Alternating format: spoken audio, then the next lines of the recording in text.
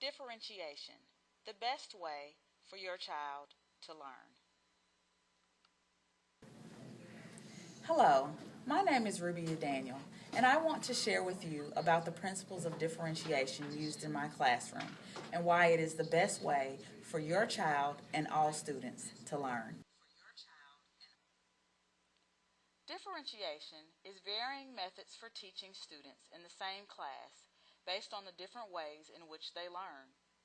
It is grounded in the ideas of successful classroom management, student engagement, increased motivation, assessing student readiness, working with students according to their learning styles, and putting them into different groups for effective instruction. Differentiation also serves to guide students from what they need help on to working independently. My ultimate goal is to give students the best environment for learning by responding to their individual needs while working with them collectively. Differentiated instruction is described on the Georgia Department of Education website as one of the methods for effectively tailoring teaching environments for students using the curriculum.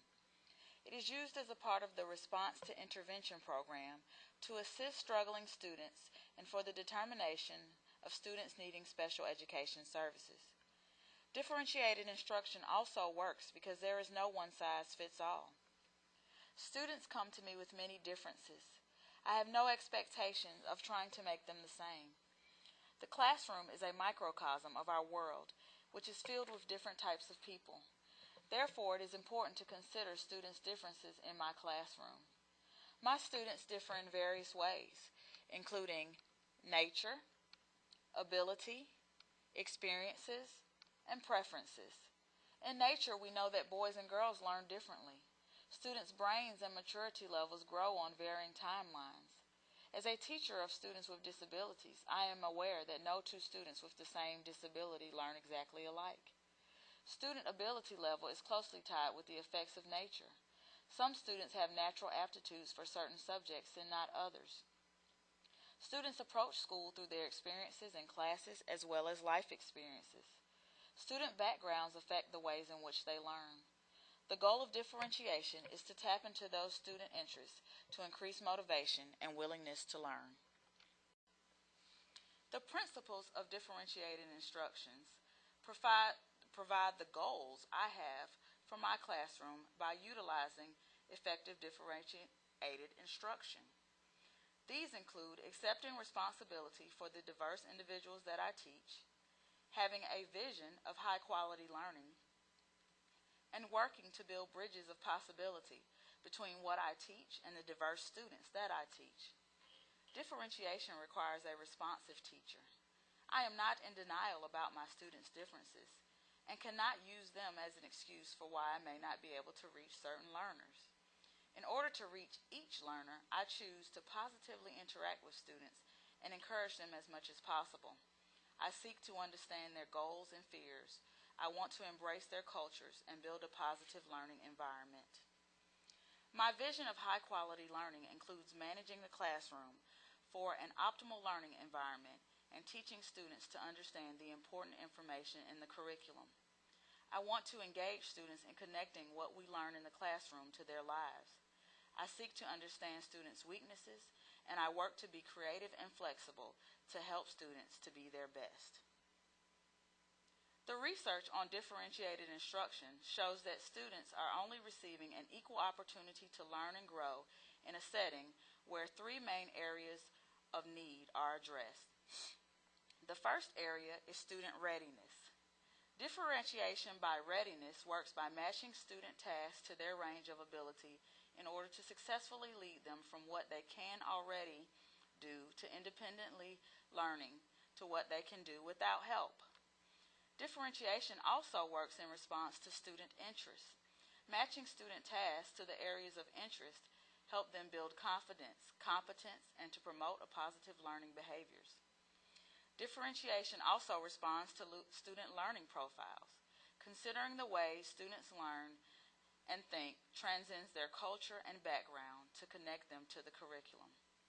Responding to student needs can be done in various ways. Within the classroom setting, differentiation occurs with the content, student processing for learning, the product to exhibit the learning, and the environment for learning. Content includes the topic used to learn a skill. In math class, we may study proportions for making model cars or even architecture in order to learn about transforming shapes. Students can utilize a different process by measuring and drawing their transforming shapes or solving equations for a builder who needs to transform her plans. The product can be in the form of a design plan of shapes or a mathematical plan to transform. Students may work alone or with a partner and use the computer or carefully measured drawing. Despite these differences, all of these students will gain the knowledge and be able to exhibit the ability to transform shapes. Student learning styles can vary in many different ways. One of the ways in which they differ are how they most readily and efficiently receive messages and how they think. Students can learn best in several different ways. The most common are learning visually by seeing how things work, auditorily by hearing how they work, kinesthetic, experiencing through movement, and tactile, learning through touch. Students should be given an opportunity to learn in these different ways in the classroom. For example, students can see a word problem worked out, hear it explained, act it out, or create a solution using manipulatives. Students also think in different ways. While there are several ways to describe student thinking, one of the most common is Sternberg intelligences, where students think analytically, practically, or creatively. Analytical students prefer ideas in sequence in a traditional learning format. Practical students prefer to think of how ideas from class relate to the context of real life. And creative students prefer to think outside the box to see how they can use what they've learned. I differentiate by using pre-assessments to plan instruction. These include pre-test, interest inventories, and individual conferences with me. I also provide support with reading and vocabulary where needed so that students can access the curriculum successfully. Students are also placed in flexible groups to benefit their learning. This includes whole class, small groups, partners, and alone. I provide advanced materials to students who have mastered the current topic and are interested in engaging with the new content. Combining the information from the curriculum to student interest is one of the most valuable ways to increase student motivation for learning. I also conference with students on a consistent basis to gauge their strengths, weaknesses, interest, and progress. Grades are designed to show a student's level of mastery of the required standards. They are designed to be a summary of student performance. Because grades look at learning results, students will not be punished for errors they make early on in the process. They have an opportunity to practice and work on their mistakes in order to determine their learning outcome. Grades will be based on various types of summative assessments. These include both tests and projects. This ensures that students can show their knowledge in different ways.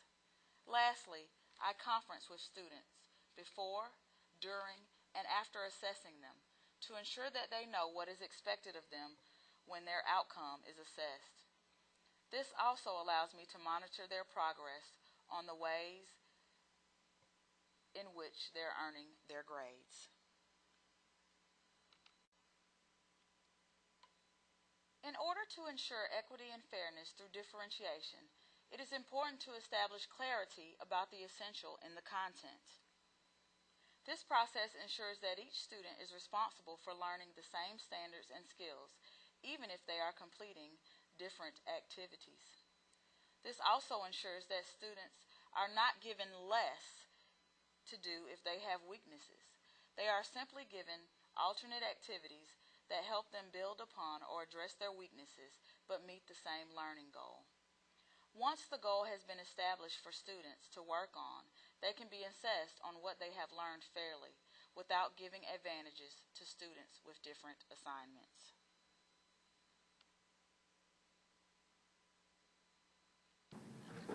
Thank you for your time today and learning about differentiation and how it is used in the classroom as the best way for your child and every child to learn.